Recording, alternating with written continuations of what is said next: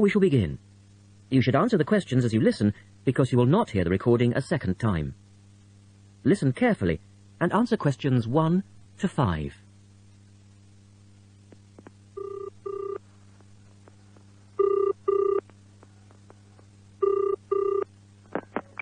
Scope Charity Office. How can I help you? Oh, hello. I'm ringing about the Dragon Boat Race that you're asking people to take part in. Oh, yes. We still need a few more teams. Are you interested in joining the race? Yes. We want to enter a team, but we don't know anything about it. Could I ask you for some more information first? Of course. I don't even know when it's being held. It's taking place on the 2nd of July. Is that a Saturday? No, it's a Sunday. It's a much more popular day, and more people can take part then. Right. And where's it being held? At the Brighton Marina. Oh, I'm an overseas student. Could you spell that for me? Yes, it's Brighton Marina. That's Marina. Do you know where it is? I'm not sure. It's a couple of miles past the Palace Pier. Oh, yes, I know it. You take a right turning off the coast road, or you can cycle along the seafront. That's good. What time does the race start? Well, the first heats begin at 10 a.m., but you need to register half an hour before that, at 9:30, and we really recommend that you aim to be there by 9. It's a good idea to arrange a meeting place for your team. Right. And the race is to help raise money for charity? It is. We're asking every team member to try and raise £35 by getting friends and or relatives to sponsor them. Every crew member will receive a free tournament T-shirt if your team manages to raise £1,000 or more. Oh, that's quite good. Also, we're holding a raffle. Every crew member who takes part in the race this season will be entered into a free prize draw. Oh, what's the prize? It's pretty good. It's a holiday in Hong Kong. Sounds great. The man asks for more information. Look at questions 6 to 10.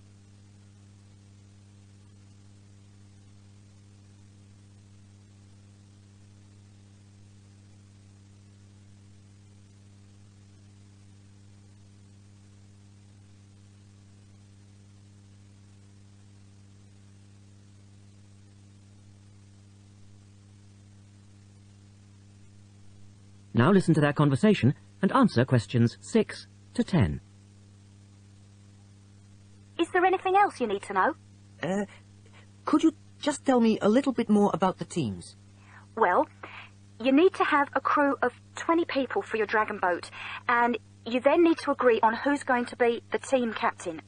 That would probably be you. Fine. I've got a group of 20 people who are interested. Do all the team members have to be a certain age? Well, there's no age limit as such, but if you have a team member who's under 18, then they have to get their parents' permission to take part. Yes, that makes sense. It isn't dangerous, but we do have boats that turn over in the water, and for that reason, we need to insist that everyone wears a life jacket as well. And you can hire life jackets from us when your team arrives. What do you advise people to wear? Well, most people wear a T-shirt, shorts and trainers. I certainly wouldn't recommend that you wear jeans or boots. In fact, it's a very good idea to bring some spare clothes. Okay. It can get quite cold and wet if the weather's bad, and there's quite a bit of hanging around, especially if you qualify for the semi-finals or the final. I see what you mean. Have you got a name for your team? Oh, not yet, no. Well, you need to decide on one and then put it on the entrance form, which I'll send you. Oh, okay.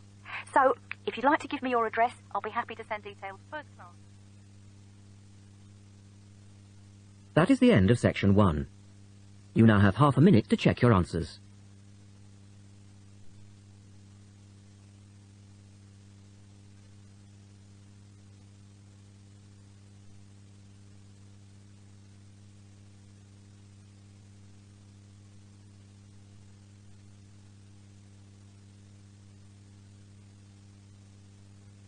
Now turn to section 2.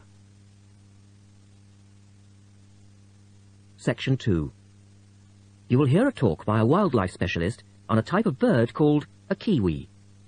First, look at questions 11 to 15.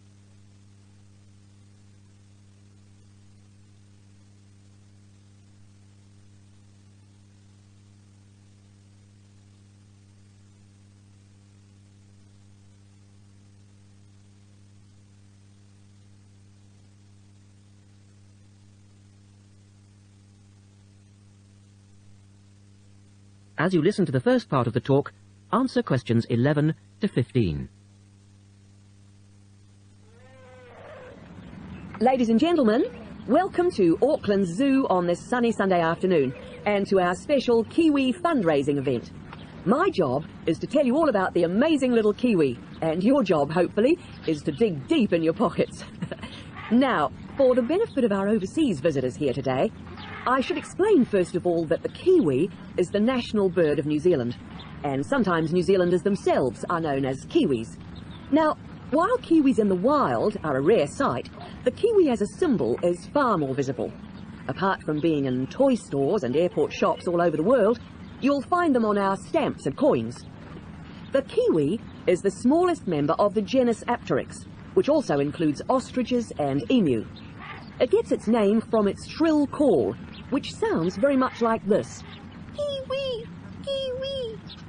Kiwis live in forests or swamps and feed on insects, worms, snails and berries. It's a nocturnal bird with limited sight, and therefore it has to rely on its very keen sense of smell to find food and to sense danger. Its nostrils are actually right on the end of its long beak, which is 1/3 of the body length. Now, here's an interesting fact. Although Kiwis have wings, they serve little purpose, because the Kiwi is a flightless bird. Since white settlement of the islands, Kiwi numbers have dropped from 12 million to less than 70,000. And our national bird is rapidly becoming an endangered species. This is because they're being threatened by what we call introduced animals. Animals which were brought to New Zealand, such as cats and ferrets, which eat Kiwi eggs and their chicks. Now look at questions 16 to 20.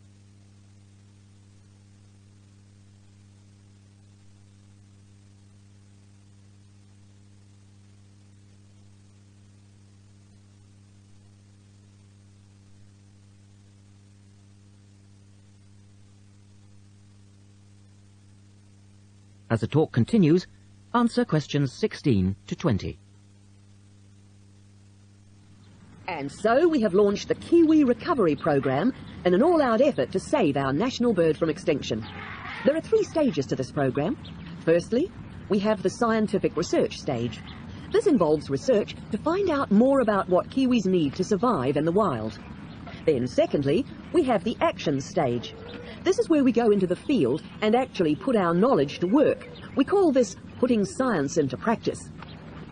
And then we come to the 3rd stage, the global education stage. By working with schools and groups like yourself, as well as through our award-winning Kiwi website, we're hoping to educate people about the plight of the Kiwi. As part of the action stage, which I just mentioned, we've introduced Operation Nest Egg, and this is where your money will be going. It works like this. It's a 3-stage process. First of all, we go out to the Kiwi's natural habitat and we collect Kiwi eggs. This is the tricky part, because it can be very difficult to find the eggs. Then, in safe surroundings, away from predators, the chicks are reared. Now, this can be done on predator-free islands or in captivity. They're reared until they're about 9 months old, at which stage the chicks are returned to the wild. So far, it's proving successful. And since we started the programme, some 34 chicks have been successfully raised this year, and their chances of survival have increased from 5 to 85%. However, it's not time to celebrate Kiwi survival just yet. About 95% of Kiwi chicks still don't make it to 6 months of age without protection, which is why Operation Nest Egg is so important. And we ask you to give generously today.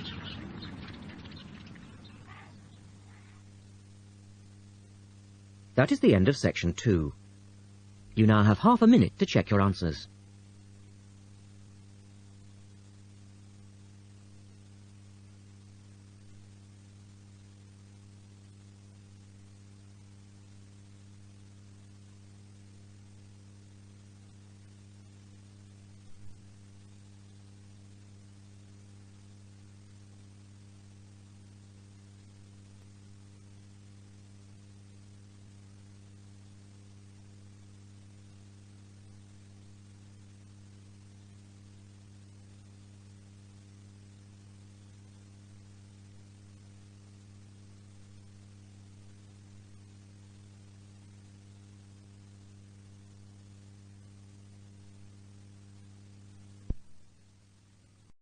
Now turn to Section 3.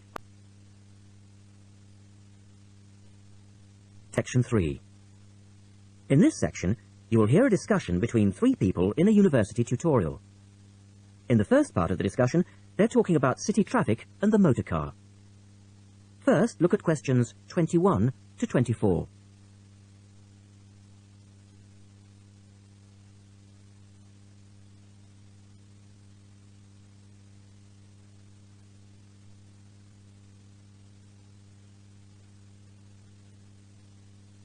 Now listen to the first part of the discussion and answer questions 21 to 24. We're very pleased to welcome Professor Isaac Nebworth to our tutorial group today. And he's come to share one of his pet passions with us, city traffic and our Western dependence on the motor car. I believe questions are quite welcome throughout. Thank you. Well, I know you're all very familiar with the superhighway here in Melbourne. But do superhighways automatically lead to super wealth, as our politicians would have us believe? I think not. Can you give us an example of what you mean exactly? Sure. Well, by continuing to encourage this dependence on the motor car, we simply create more congestion and more urban sprawl. And you can see that here in Melbourne, right under your nose. Excuse me, I would just like to say that I feel the sprawl is part of the city. The freeways mean people can enjoy the benefits of living away from the centre on larger blocks with gardens, but still be able to drive back into the city centre for work or entertainment. Well, I'm not convinced that people want to do that. And is our money being well spent? It may be okay for you now, but come back to me in 5 years' time. Let's take CityLink, for example, the new freeway here in Melbourne. Well, I use the freeway all the time. I think it's great. Ah, yes, but it cost $2 billion to build, and you could have gotten 10 times the value by putting the money into public transport. If you give the automobile road space, it will fill that space, and you'll soon find you'll be crawling along your CityLink. But surely you cannot simply blame the car. Some of the blame must rest with governments and city planners. Well, there is an argument, surely, that building good roads is actually beneficial because most new cars these days are highly efficient. They use far less petrol than in the past, and emissions of dangerous gases are low. Old, congested roads, on the other hand, encourage traffic to move slowly, and it's the stationary cars that cause the pollution and smog, whereas good roads increase traffic speeds and thus the amount of time cars are actually on the roads. Well, this is the old argument put forward by the road lobby, but for me it's clear-cut. Roads equal cars, which equals smog. Public transport is the way to go. In the second part of the discussion, the professor talks about public transport in different cities. Look at questions 25 to 30 first.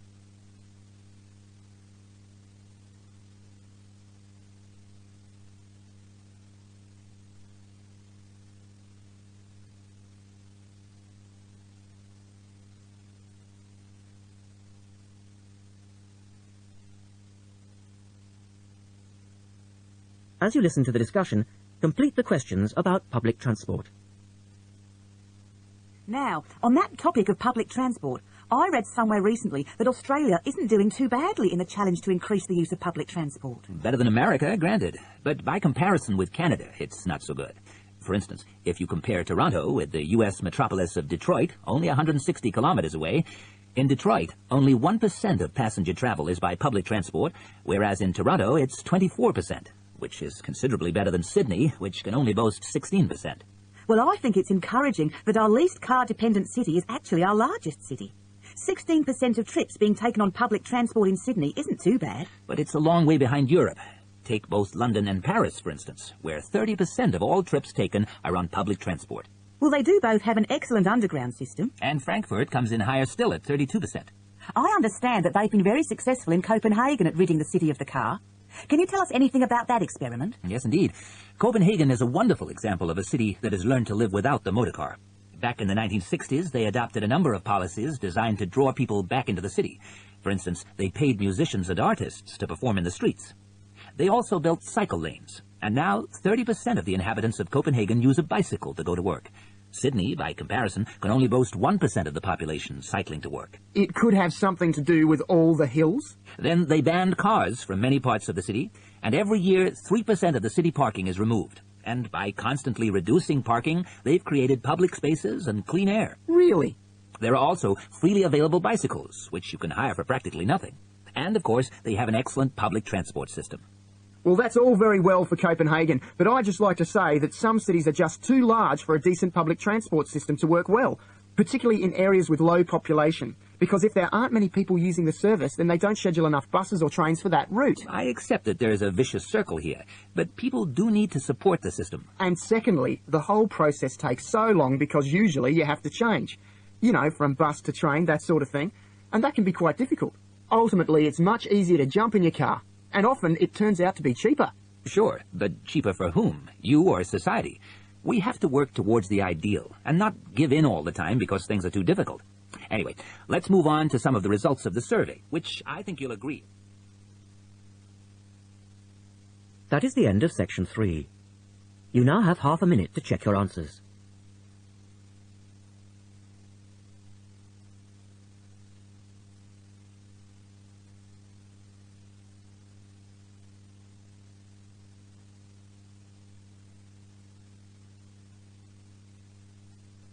Section 4.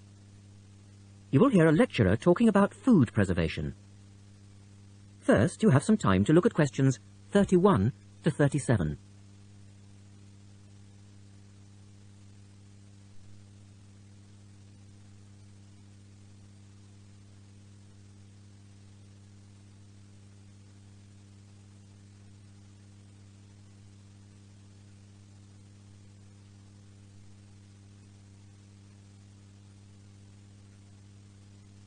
Now listen carefully and answer questions 31 to 37.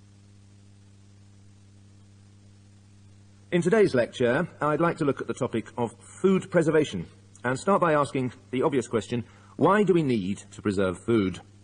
Well, apart from keeping it fresh for our daily needs, many foods, such as fruit and vegetables, are only available at certain times of the year, so if we want to be able to eat these foods all year round, we need to preserve them. We also need to preserve food for export overseas to make sure that it doesn't perish in transit. And lastly, we need to be able to preserve food for when there are food shortages. There are a number of methods of preserving food which involve both high and low temperatures, chemicals, irradiation, and drying. Let's have a look at these in turn. In the 1870s, the French scientist Louis Pasteur showed that microorganisms in food could be destroyed by raising the temperature of the food, a process now known as pasteurization. This involves heating milk to just 65 degrees Celsius for 30 minutes. A new method, the ultra-high temperature, or UHT process, involves heating milk to 150 degrees Celsius for 3 seconds. The advantage of treating milk in this way is that it lasts much longer, though I tend to feel, and I'm sure many of you would agree, that taste is somewhat sacrificed in the UHT process. Tin cans were first used in the early 1800s to store and preserve food. Just as they are now, the cans were tin-plated steel containers, and the process had the advantage of being cost-effective. Unfortunately, however, there were many early cases of food poisoning, because the canning process was not fully understood at that stage. We now know the exact temperature and length of time each food needs for proper preservation, which has greatly reduced the risk of food poisoning. People living in cold climates often preserve food by burying it in the snow, and the Romans knew all about the advantages of packing food in ice. But for most people, this was not an option until the invention of the refrigerator in 1834. Today, however, refrigeration is the most important means of preserving food, because the food stays fresh without needing to be treated. However, refrigeration requires an electricity supply, and unfortunately, if the power goes off, so does the food. A variety of chemicals can be added to food, and you'll find their names listed on the labels of cans and bottles. Salt is probably the oldest of all the chemical preservatives, and was used by many ancient civilizations for many years. Sugar also acts as a preservative, and is used to preserve jams in much the same way that vinegar is used to pickle foods. Chemical preservatives are effective, but they do not suit all foods, and the processes involved are time-consuming. Another method of preserving food is by drying it. Most foods are 75% to 90% water, so if you remove the water, the microorganisms simply can't survive. When food is dried, it not only lasts a long time, but it also becomes much lighter, which is a big advantage, as this makes it cheap to store. Though some people argue that valuable nutrients are lost in the process. In the second part, the speaker describes the process of drying food. Look at questions 38 to 40. Now listen carefully and label the diagram. Early methods for drying food involved cutting it into strips and hanging it in the sun or over fires. But there are now a number of more modern methods which involve the use of recent technology. One of these is known as roller drying, and it's a highly effective way of making dried foods from liquids, such as soup. Have a look at this diagram to see how it works. Well, first of all, the hot soup is poured in at one end here. The liquid spreads to form a thin layer on a heated belt. The liquid dries as it moves along. By the time it reaches the end of the belt, all the water has evaporated, leaving only dry powder. A blade then scrapes the dried material off the roller and captures it in powder form. All you have to do is add boiling water, and you have your hot soup back again, ready to drink. Another method is called freeze drying, and for those of you who still remember... That is the end of section 4. You now have half a minute to check your answers.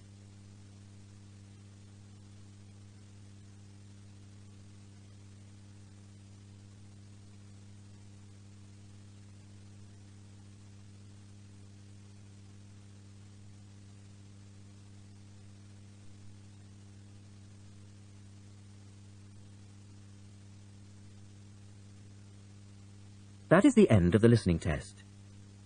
At the end of the real test, you will have 10 minutes to transfer your answers to the listening answer sheet.